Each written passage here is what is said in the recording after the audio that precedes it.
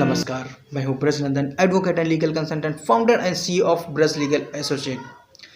स्वागत है आप सभी का। वीडियो शुरू करने से पहले मैं आपको इतना जरूर बताऊंगा, अगर जो आप इसको फर्स्ट टाइम देख रहे हैं तो इसको सब्सक्राइब कर लें, जिससे प्रैक्टिकली प्रॉब्लम जो घटित होती है, जो फेस की जाती है सोसाइटी के द्वारा, समाज के द्वारा, उसका सलूशन क्या है,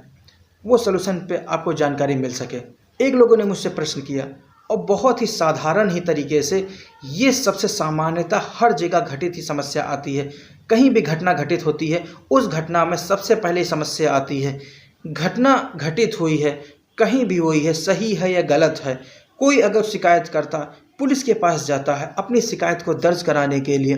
पुलिस उस पर एफआईआर नहीं करती है, यानी कि प्रथम सूचना रिपोर्ट दर्ज नहीं करती है। तो ऐसे में आपको क्या करना चाहिए? सुप्रीम कोर्ट के लॉ है, सुप्रीम कोर्ट की गाइडलाइंस है, हाई कोर्ट की गाइडलाइंस है, सब कुछ है, लेकिन फिर भी हमारी जो प्रशासन व्यवस्था है, कहीं ना कहीं से क्या गलती हो रही है, कहीं से कुछ कमजोरी आ रही है, कहीं से कुछ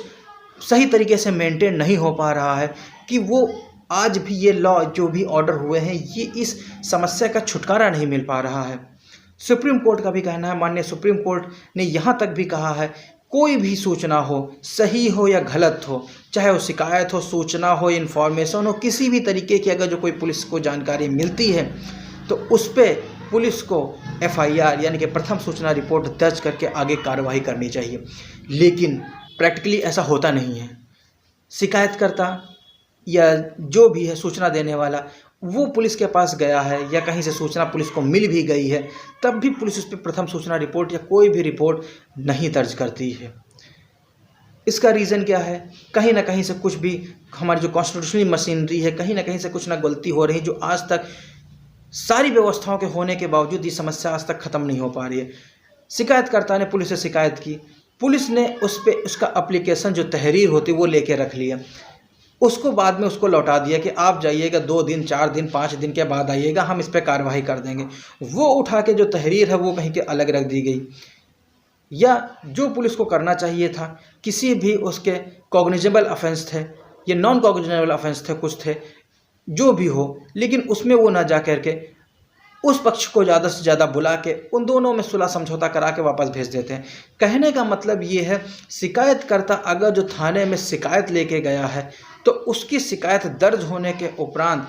जो शासन और प्रशासन में जो लोग भी बैठे हुए हैं, जहाँ कहीं की भी गलती आती है, लेकिन थाने में जो होता है वो उस पर दबाव बना के उसकी सूचना को वापस करा दिया जाता है,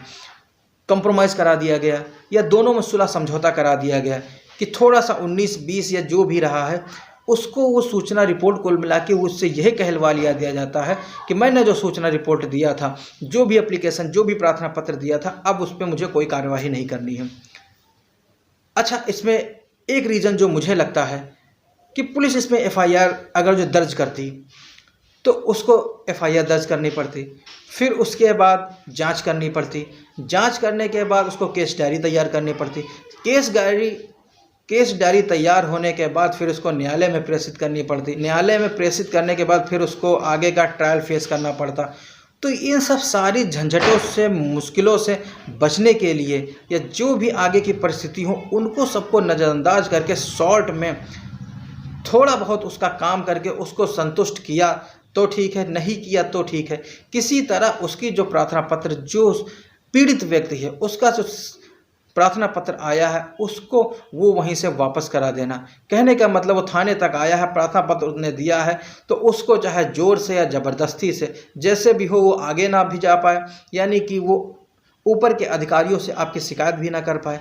और आपकी जो बनी हुई है, जो आपने बनाया हुआ है, जो भी माहौल आपने बना के उसको दिया है, उसी में संतुष्ट होकर उसको घर भेज देते हैं। तो उसकी जो समस्या है वो थोड़ी देर के लिए तो शांत हो जाती है, हफ्ते 10 दिन, 15 दिन, महीने, 2-4 महीने बाद फिर वही समस्या खड़ी होती है। अगर जो उस पर एफआईआर दर्ज हो गया, अगर समुचित सही तरीके से अगर जो जांच हो जाती और वो जांच न्यायालय में प्रेषित हो जाती, तो इसका एक निष्पक्ष तरीके से एक इसका निर्धारण हो जाता और इस पर जजमेंट हो जाता, जो कहीं ना कहीं जो पीड़ित व्यक्ति है, जो शिकायत करता है और जो अभियुक्त हैं, दोनों में कहीं ना कहीं से अभियुक्त है उनको भी सज़ा मिल सकती है और जो पीड़ित व्यक्ति है उसको भी ये तसल्ली रहती है, रिलायबिलिटी कि हाँ मुझे न्याय मिला। लेकिन शिकायतकर्ता ने प्रार्थना पत्र थाने में दिया, थाने में पुलिस ने वो प्रार्थना पत्र, वो तहरीर अलग रख दिया, रिपोर्ट दर्ज नहीं किया, तो आपको इसमें सिंपली केवल थोड़े दिन तक इंतज़ार करना, चलिए भैया देख लीजिए, 1-2 दिन जाके देख लीजिए, रिपोर्ट दर्ज हुई है तो ठीक है, नहीं दर्ज हुई है तो आप उसके आगे उच्च अधिकारियों को सूचित करें। तब भी अगर जो दर्ज नहीं होती है, उच्च अधिकारियों में जाके सीओ से मिल सकते हैं। सीओ अगर जो नहीं करता है, या एसपी या एसएसपी या कमिश्नरेट, क्योंकि जहाँ पे कमिश्नरी व्यवस्था लागू है वहाँ पे एसएसपी की जगह पे कमिश्नर की सीटिंग होती है, तो वो आगे आप वहाँ पे सूचित कर सकते हैं। अगर जो तब भी नहीं होता है तो आप 156 क्लॉज 3 ऑफ द CRPC में ये प्रावधान है, अगर जो आपकी प्रथम सूचना रिपोर्ट कहीं पे दर्ज नहीं होती है तो आप न्यायालय में जाके उस प्रार्थना पत्र को आगे सबमिट कर सकते हैं। न्यायालय में अपने अधिवक्ता के माध्यम से अपना प्रार्थना पत्र प्रस्तुत कर सकते हैं। अपने आधार और अपने कारण आपको साबित करने होंगे, और साबित करने का न्यायालय अगर संतुष्ट हो जाता है तो थाने के लिए ये आदेशित कर जाता है कि शिकायतकर्ता की प्रथम सूचना रिपोर्ट दर्ज करके उसकी जो रिपोर्ट है न्यायालय को प्रेषित की जाए, जिससे समुचित एक निष्पक्ष जांच और निष्पक्ष एक ट्रायल विचारण चल सके। 2 बातें इसमें आती हैं, अगर जो शिकायत सही है, अगर जो शिकायत गलत है, दोनों ही स्थिति में अगर जो शिकायत सही है तो ट्रायल विचारण के बाद अभियुक्तों को सज़ा मिल जाएगी। अगर जो शिकायत झूठी पाई जाती है तो अभियुक्तों को जो भी हैं वो सज़ा से बच जाएंगे, मतलब दोष मुक्त हो जाएंगे। लेकिन फिर प्रश्न ये उठता है